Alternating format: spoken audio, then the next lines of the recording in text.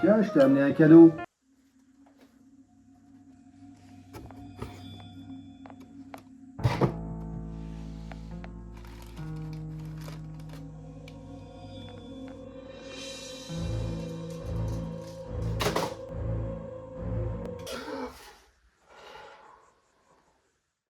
Alors salut à tous les clones.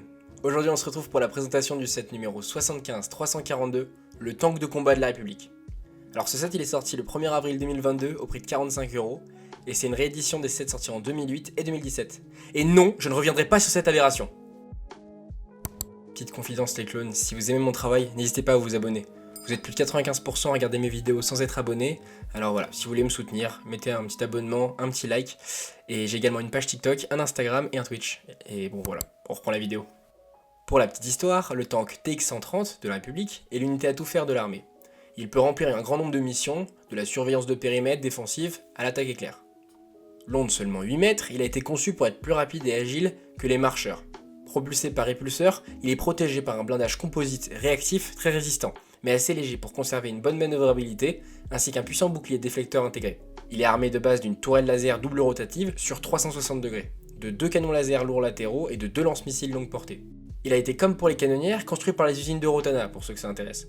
Pour revenir au set, en termes de figurines, vous avez Mace Windu, un commandant clone de la 187e Légion, 2 clones et 2 droïdes de combat B1. La figurine de Mace Windu est exclusive à ce set. Elle est également à mes yeux la meilleure figurine que nous avons eue de ce personnage. Elle reprend le design de The Clone Wars, mais les bras étant la seule chose qui différencie Mace Windu de celui de la prélogie, il vous suffit donc de l'échanger pour retrouver son design des films. La figurine du commandant de la 187e Légion est également exclusive à ce set.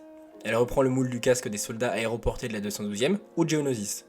C'est une très belle figurine qui manque tout de même d'un vrai Kama. Comme si Lego ne réalisait pas assez de bénéfices pour nous supprimer nos Kamas. Cette figurine est tirée d'un battle pack de figurines sorti chez Hasbro en 2006, nommé le Windows Bataillon. Les clones de la 187e Légion sont également exclusifs à ce set. Comme pour le commandant, ils sont tirés du battle pack d'Hasbro et des différents comics sur cette légion qui sont sortis à travers le temps, et ont été très bien représentés dans ce set. D'ailleurs, dites-moi quelles unités vous souhaitez voir chez Lego à l'avenir. Personnellement, j'aimerais bien revoir la 327 ainsi que les Wolfpack. Enfin, ce set nous apporte 2 nouveaux droïdes B1. J'ai dit nouveau ?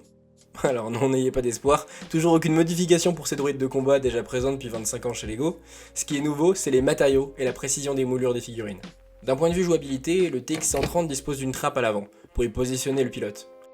Personnellement, je reste choqué par la simplicité de cet espace. C'est un simple emplacement où mettre sa figurine, ça aurait pu au moins mettre des commandes.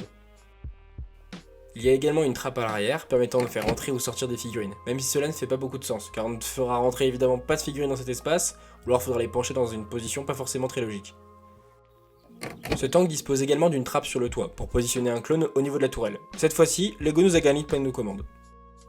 Au niveau du combat, le set dispose de 2 canons rotatifs sur les côtés, ainsi que 2 stud shooters. Cependant, nous ne trouvons pas la tourelle à 360 degrés sur le haut du tank. Même si cela va nous faire mal, nous allons comparer ce set avec ses 2 précédentes versions. Bon, on peut directement observer l'écart de taille entre les différents modèles. Le modèle Divin de 2008 est à la bonne échelle, et ressemble vraiment au TX-130. Celui de 2017 est une honte. Tant c'est plus un speeder qu'un tank TX. Celui de 2022 est en termes de taille un entre-deux entre les deux modèles, mais il reste tout de même plus petit qu'un vrai TX. Bon, à la ressemblance, le TX est pas vraiment respecté.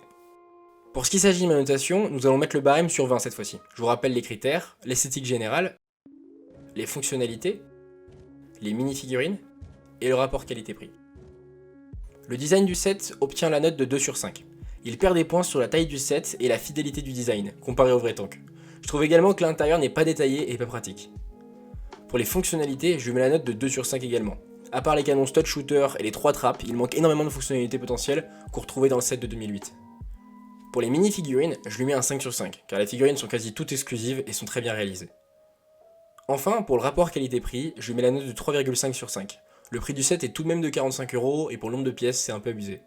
On obtient donc la note de 12,5 sur 20, bon, Lego peut mieux faire. Voilà, j'espère que cette vidéo vous aura plu, n'hésitez pas à me dire en commentaire quel set vous souhaiterez que je traite pour une prochaine vidéo, et si vous avez des idées de format, surtout n'hésitez pas à me les mettre également en commentaire. Allez, à la prochaine les clones, salut!